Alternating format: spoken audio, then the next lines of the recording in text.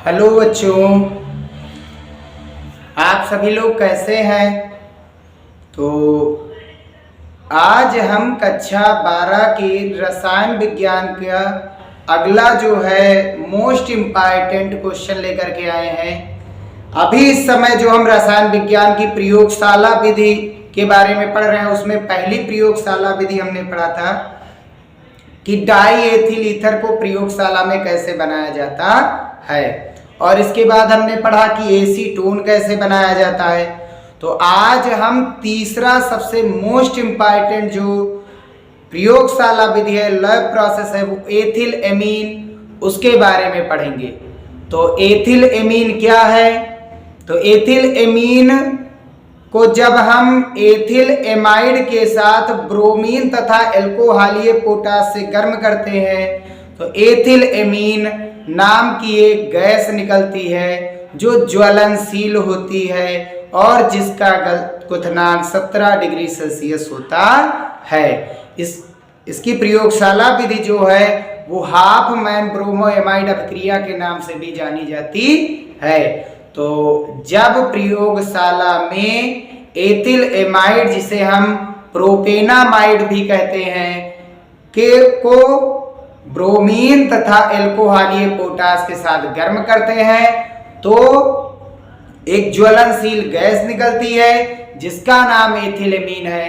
तो आज उसी के बारे में हम अध्ययन करेंगे।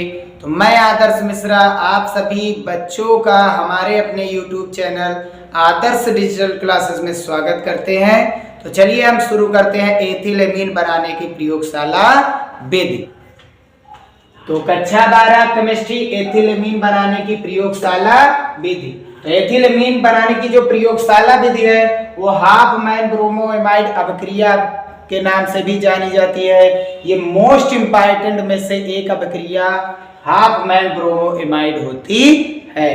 तो इसमें होता क्या है, ये एथिल C2H5 और CONH2 को एमाइड कहते हैं। तो एथिल एमाइड को ब्रोमीन और KOH के साथ जब गर्म करते हैं, हीट किया जाता है, तो ethyl amine KBr potassium bromide, K2CO3 potassium carbonate तथा जल निकलता है। तो ये हुई हमारी रिएक्शन। इसको स्टेटमेंट के रूप में कैसे लिखेंगे? एथिल एमाइड ब्रोमीन तथा एल्कोहलीय पोटाश के साथ गर्म होकर एथिल एमीन देता है या देती है। यह अभिक्रिया हाफ मैन ब्रोमोएमाइड अभिक्रिया तथा एथिल एमीन बनाने की प्रयोगशाला विधि भी कहलाती है। तो इसका प्रयोगशाला का जो चित्र है वो हम सामने बना करके रख दिए हैं।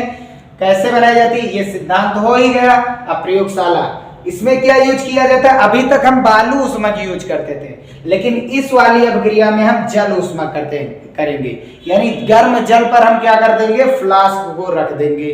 तो जब एक आसवन फ्लास्क को, जिसमें हम प्रोपेनामाइड यानी कि एथिल एमाइड को भी प्रोपेनामाइड के नाम से जाना जाता है, यही है इसका IUPAC नेम। तो प्रोपेनामाइड और ब्रोमीन को एक साथ लेकर फ्लास्क में एक साथ लेकर इसे हम किसके ऊपर रखते हैं? किस में रखते हैं? जल ऊष्मक में रखते हैं। ठीक है। और जल ऊष्मक जो कि किस पर रखा होता है? तारों की जाली पर, और नीचे एक बर्नर लगा रहता है। इस बर्नर के द्वारा ये जो जल ऊष्मक है, जल भरा हुआ है, इस बीकर में जल भरा हुआ, ये गर्म होता है, जिससे ये आसवन फ्लास्क में जो विभिन्न गैसें वो भी गर्म होती है। यहाँ पर एक थर्मामीटर लगा दिया जाता है। इस जल ऊष्मक में थर्मामीटर लगाते हैं ताकि तापमान पता किया जा सके कि जल का तापमान कितना हुआ।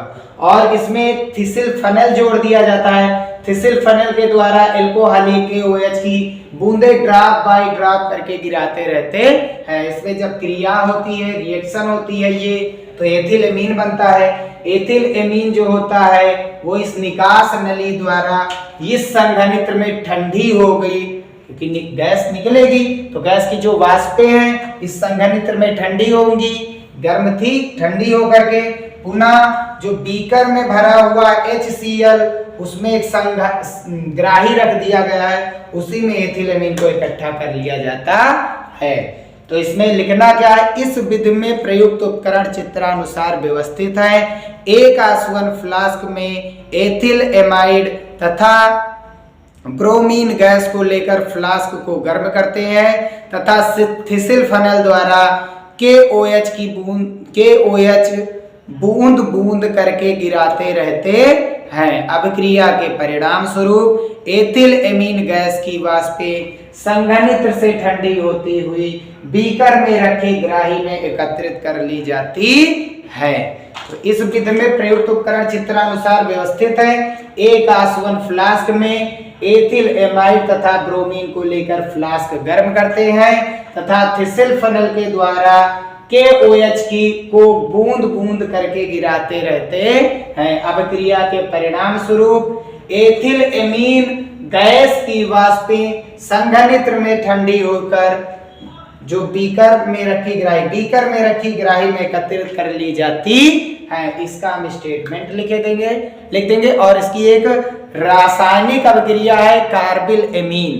तो कार्बिल एमीन यानी एथिल एमीन जो होता है वो क्लोरोफार्म के साथ क्रिया करके एथिल आइसोसाइनाइड देता है। एथिल आइसोसाइनाइड नामक एक पदार्थ देता है और ये अभिक्रिया कार्बिल एमीन अभिक्रिया कहलाती है। तो ये चीज हम स्टेटमेंट लिख देंगे और वो उसकी जो हमने अभी बताया है इसका रासायनिक गुण एक हो जाएगा। ठीक है।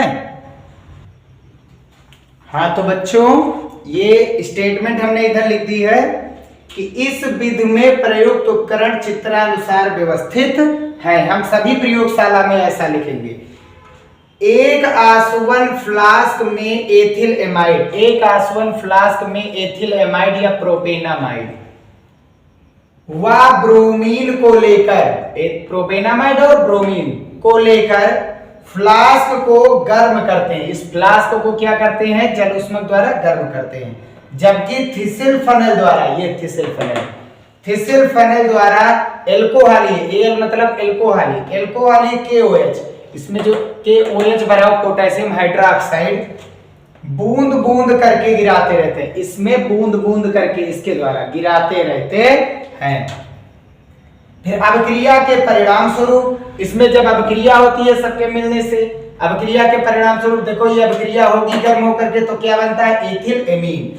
अभिक्रिया के परिणाम स्वरूप एथिल एमीन गैस की वाष्पें, एथिल एमीन गैस बनती है उसकी वाष्पें संघनित्र से, यहां से निकलेंगी वाष्पें इस निकास नली में, यहां पर संघनित्र जो लगा हुआ है, संघनित्र से ठंडी होती हुई, संघनित्र में ठंडा जल डाला जाएगा और गर्म जल निकाल लिया जाएगा।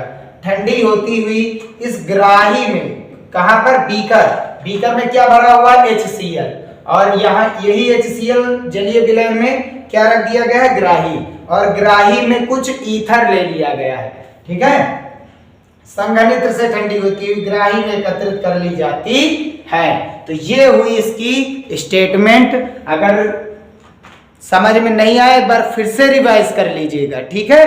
तो चलिए हम देखते हैं आगे कार्बिल एमीन अभिक्रिया, जो कि इसकी मोस्ट इंपॉर्टेंट अभिक्रिया में से एक है और इसका एक रासायनिक गुण भी हो जाएगा।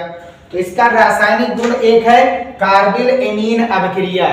तो इसमें क्या होता है कि जो एथिल एमीन होता है, एथिल एमीन क्लोरोफार्म और KOH, एथिल एमीन क्लोरोफार्म और KOH से क्रिया करेगा या गर्म हो करके क्या देता, एथिल NC, Cl अगर जो आएगा तो साइनाइड, NC आएगा अगर जो तो NC आएगा तो आइसोसाइनाइड हो जाएगा, आइसो आगे जुड़ जाएगा। तो एथिल आइसोसाइनाइड तथा KCl और H2O निकल जाता है। तो यहाँ पर Cl कितने हैं, देखो 3 है, यहाँ पर K कितने हैं, 3 K और 3 Cl लेकर के हम क्या निकाल देंगे, 3KCl। अब क्या बचा, O कितने हैं हमारे पास, O यहाँ पर 3 है, यहाँ पर O 1 है, तो कितने से गुणा हो जाएगा, 3 से। अब बैलेंस हो गई अभिक्रिया।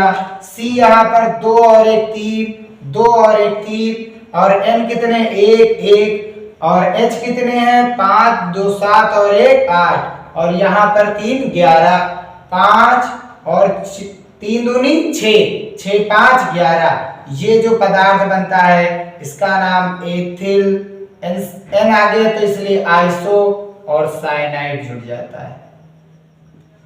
तो ये है एथिल एमीन बनाने की प्रयोगशाला विधि का सचित्र वर्णन और इसका एक रासायनिक गुण। अगर ये वीडियो आपको पसंद आया हो तो इसे कमेंट करके बताइए हमें, और इसका नोट्स बनाते हुए भी चलिए। तो मिलते हैं अब हम अपनी अगली क्लास में, और अगली क्लास में हम ग्लूकोज और फ्रक्टोज के रासायनिक गुण और उनके निर्माण की विधियों के बारे में अध्ययन करेंगे। तो अब हम अगले वीडियो में आएंगे, तब तक के लिए इजाजत चाहते हैं। जय हिंद।